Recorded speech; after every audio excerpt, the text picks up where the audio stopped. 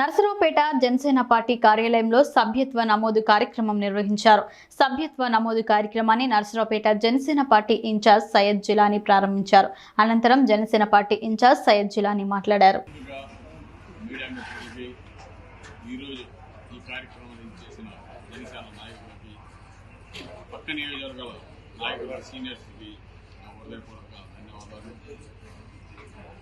మా నాయకుడు జనసేన పార్టీ అధ్యక్షుడు ప్రస్తుత డిప్యూటీ మినిస్టర్ అయిన పవన్ కళ్యాణ్ గారి ఆదేశానుసారంగా పార్టీ అభ్యున్నతికి కృషి చేయడానికి ప్రతి ఒక్కరూ గత 3 సంవత్సరాలుగా జరుగుతున్న మెంబర్షిప్ కార్యక్రమం మరి ఈసారి కూడా 4వ విడతగా పెట్టడం జరిగింది.